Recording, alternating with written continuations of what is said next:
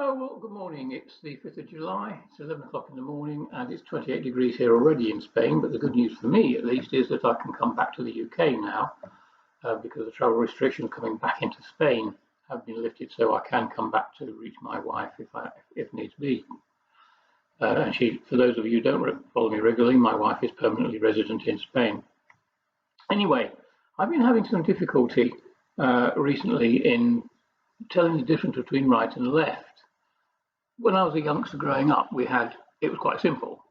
Capital property was right wing, and the workers, the labour, were left wing by and large. Not so easy these days. There's so many different things because of identity politics. We've got differences between races and genders, and one of the 75 million different genders apparently that you can have these days. And I just wish that all that would just go away and that people could just say, look, people are people. We have our own views, we have our own choices, we have our own sexual proclivities. As long as you don't do it in front of me, if I find it distasteful, and that goes for all sorts of things, and as long as you don't make me do it your way, and as long as we can just, whatever you do behind closed doors is up to you. All you've got to do is make sure that we follow the laws and customs of the land whilst out and about, or at least respect those of the country you're in. But at the end of the day, people are people. So, having put that to bed, the difference between right and left, I think I've cracked it. I think now that you can say that the right wing are people with common sense, tend to be more open-minded. I'm not talking about far right now. I'm just talking about right wing. Although I must admit, to some of the left wing, right wing is anybody to the right of Karl Marx. But we have common sense. We have we investigate things. We find the truth of things. We look at the logic of things. And if you have a different point of view, we will debate with you, and we will try and persuade you. And if we can't persuade you, we'll say, well, okay, fine. You have your view. I have mine. The left wing, on the other hand, will shout and scream. They like to think that they're victims, or if they're not victims, they like to think that they're responsible for victimhood, and so they can virtue signal and feel better. So it's a race to the bottom all the time. And if you have a different point of view, a different opinion, then they scream and shout and stamp their feet like sport brats and do everything they possibly can to ruin your life, because their way is the only way. And of course, feelings are far more important than facts, as we know, to the left wing.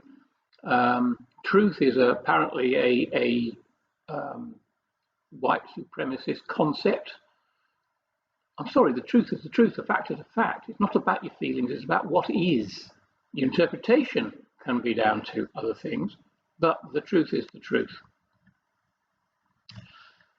But all this identity politics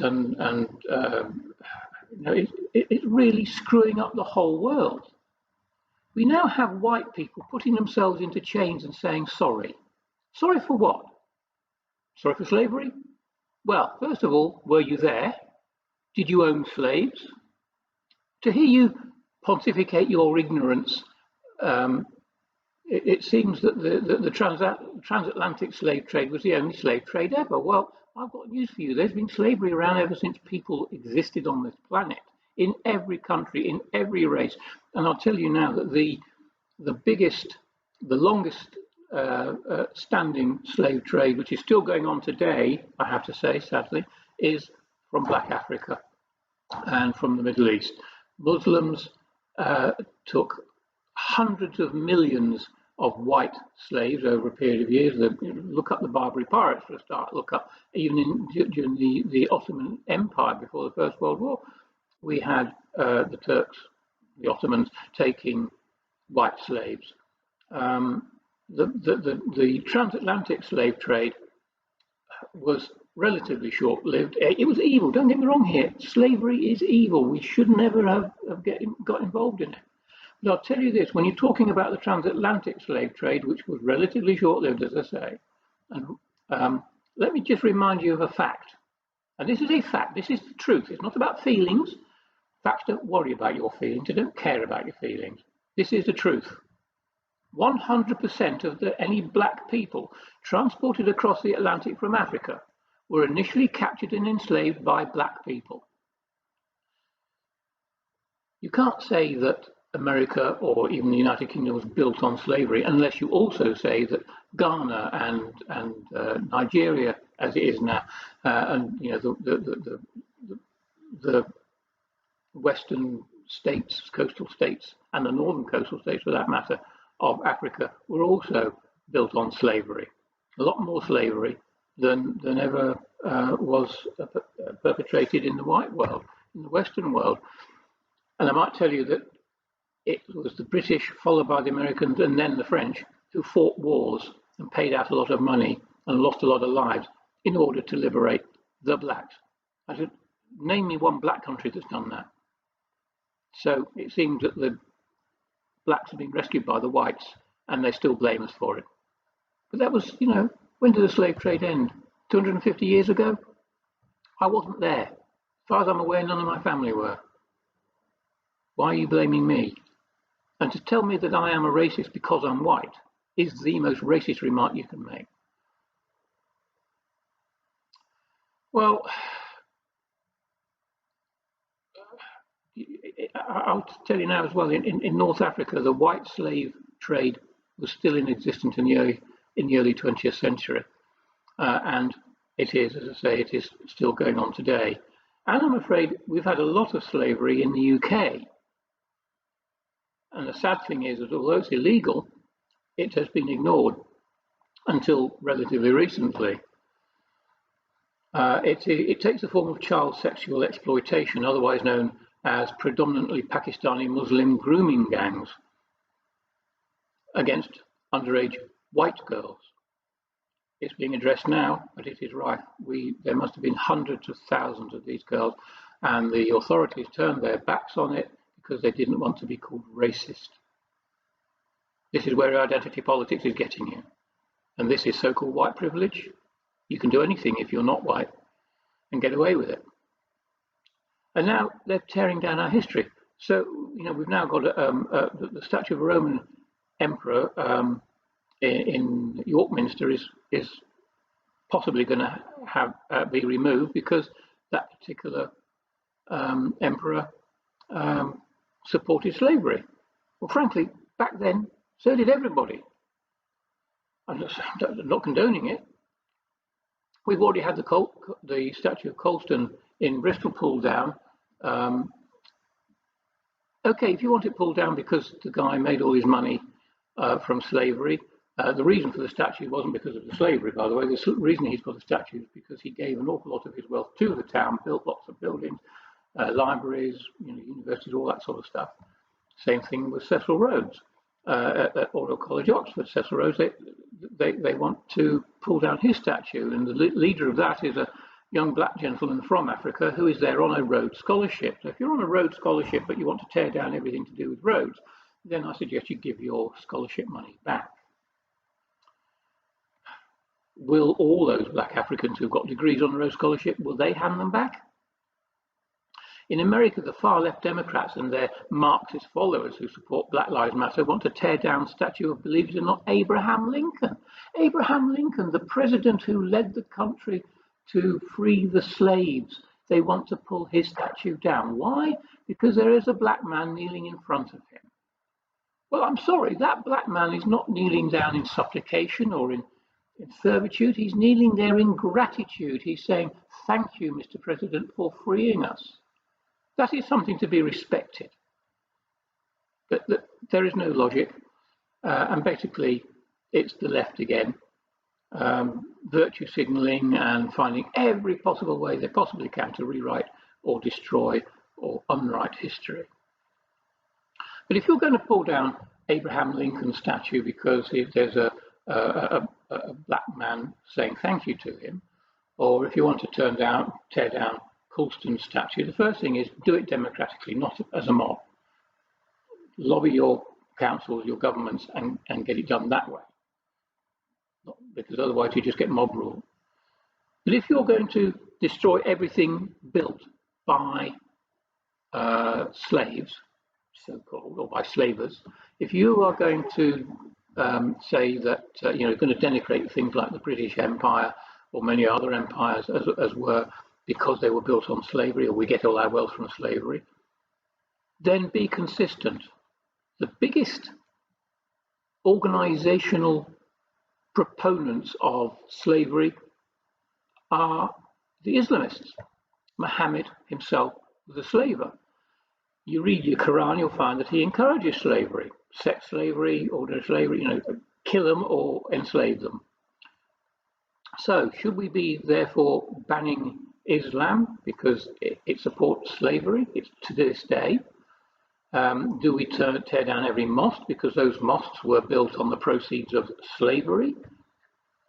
Where would it end? It's just ludicrous. Now we've got calls to rename the White Cliffs of Dover, those iconic cliffs. Well, they're cliffs. They're white, and they're near Dover. So what's your problem? They are the White Cliffs of Dover. These are facts, not feelings, don't forget. So now do we get to rename White City in London, or do we rename Blackpool, Blackburn and Blackgang?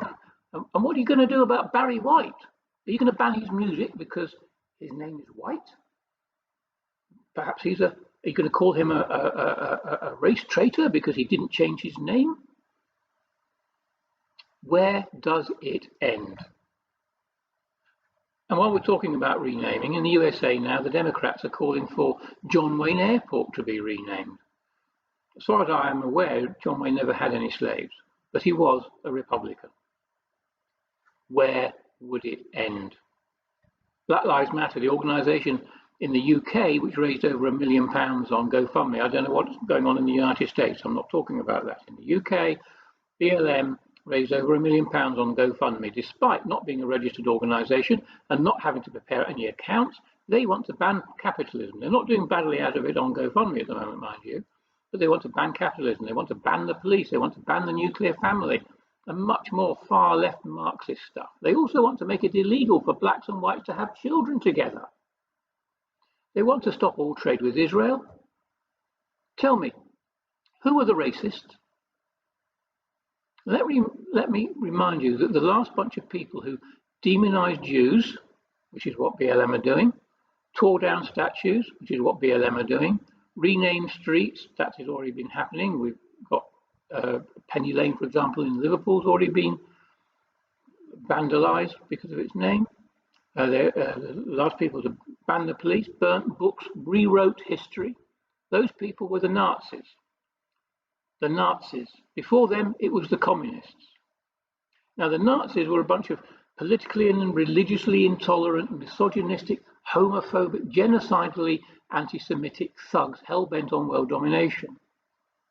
I don't know if you can name another group today that has been doing similar stuff.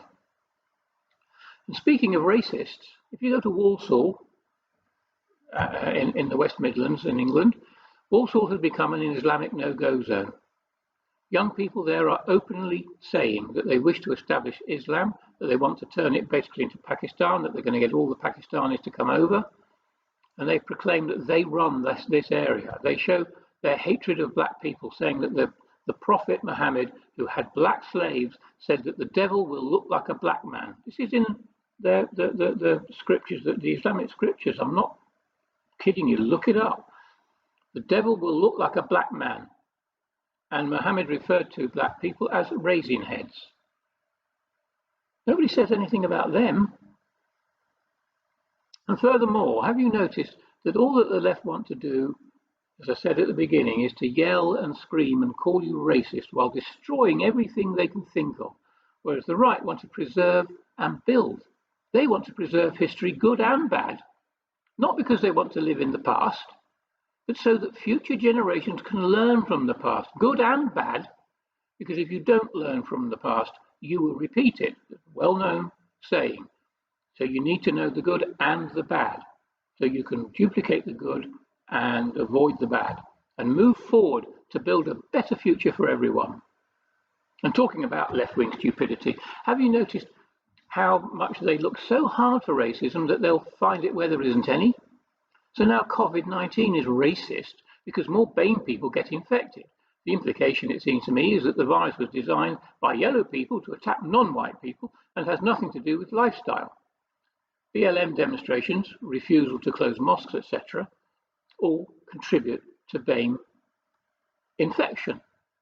And when Leicester City is told to remain in lockdown because they've been spiking, bearing in mind that the white population of Leicester is a minority population now, white English, thousands, tens of thousands of Muslims cram themselves together in the streets to object. Am I the only one to see the irony here? Let me tell you a story. There's a factory that employs 12 people to operate saw machines. 6 people are green and 6 people are blue. The accident book shows that work-related accidents were rife amongst the blues, but not amongst the greens. The blue people complained that the saws were racist.